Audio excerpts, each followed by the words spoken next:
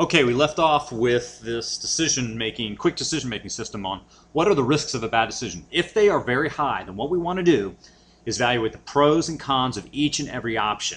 Now, some you can eliminate relatively quickly. And then also throw in something that I call the interesting list.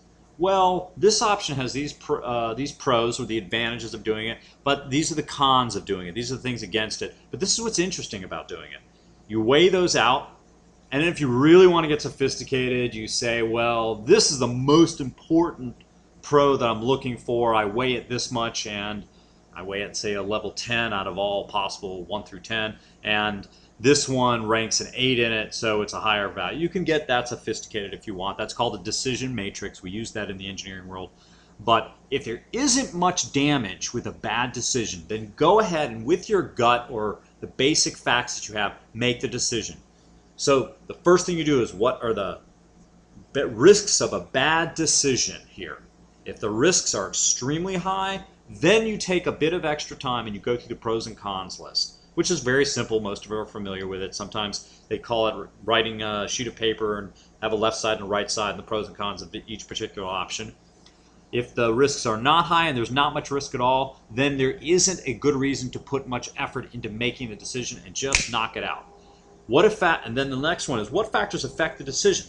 You've got time. Do I have enough time for this? Do I have enough resources? Resources could be, do I have the right car? Or do I have enough money? Or do I have enough experience? Do I know the language? Anything.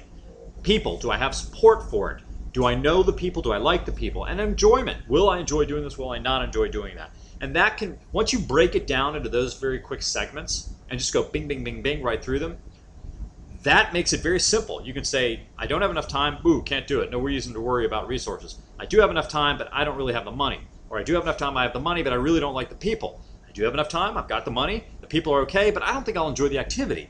Or I won't enjoy the result. Those are the kinds of things that I use to evaluate. Let's go on to the next one.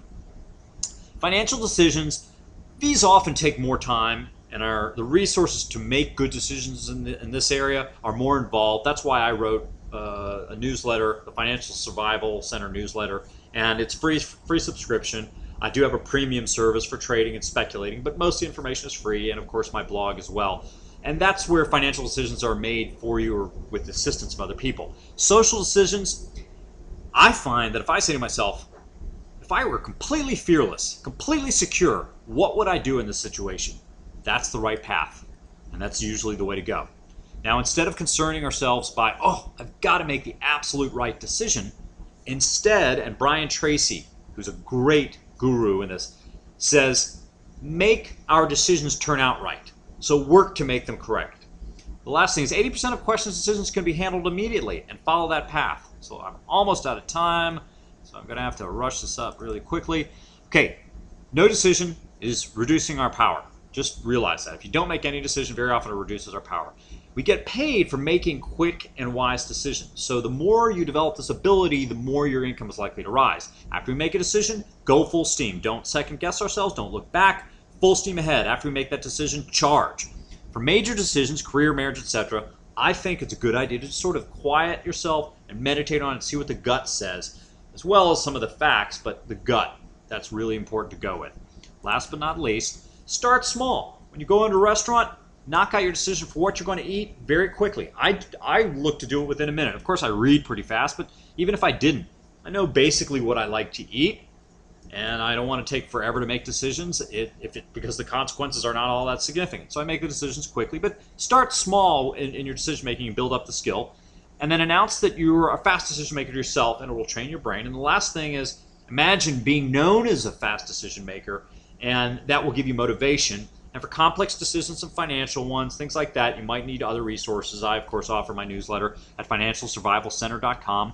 Very much appreciate you viewing the video, and we look forward to seeing you in future videos and helping you out with making your financial future a bright one.